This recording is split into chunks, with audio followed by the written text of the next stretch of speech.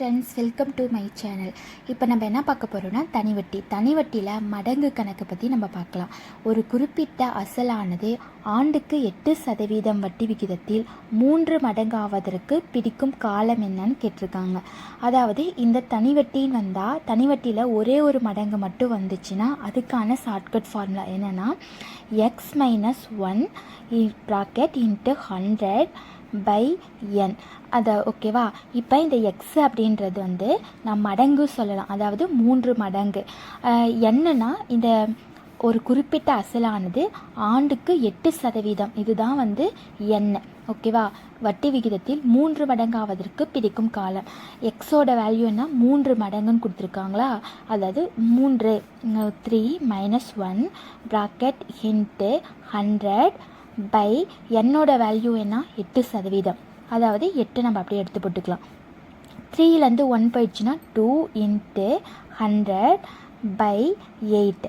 இதை நம்ம அடிக்கலாமா. 1 2 4 2 8.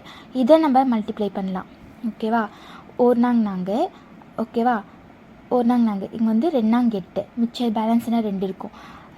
1 நாங்க 2 8 3 பண்ண 4 20 4 16 5 20. சாரி. அப்படின்னா ஆன்சர் என்னென்னா 25 இயர்ஸ். ஓகேவா. இதான் அதை பற்றி பார்த்தோம், அதாவது இயர்ஸ் பற்றி. நெக்ஸ்ட் இங்கே என்ன பார்த்துருக்காங்கன்னா, ஒரு தொகையானது தனிவட்டி முறையில் 10 வருடத்தில் இரட்டிப்பாக வட்டி வீதம் என்னவாக இருக்க வேண்டும் சொல்லியிருக்காங்க. அதாவது இங்கே இரட்டிப்பாக தான் கொடுத்துருக்காங்க. இந்த மடங்குன்னு வந்தாவே ஒரே ஒரு மடங்கு மட்டும் வந்துச்சுன்னா அதுக்கான ஷார்ட்கட் ஃபார்முலா இதுதான், x-1 இன்ட்டு 100/n. ஓகேவா. எக்ஸோட வேல்யூ என்ன சொல்லியிருக்காங்க, இரட்டிப்பாக அப்படின்னு கொடுத்துருக்காங்களா. அதாவது 2 - 1 இன்ட்டு 100 என்னோட வேல்யூ என்ன 10 வருடத்தில். ஓகேவா.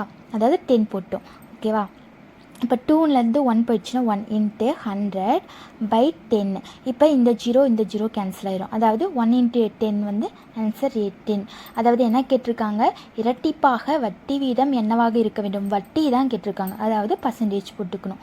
ஓகே, இதுதான் ஆன்சர். Thank you friends.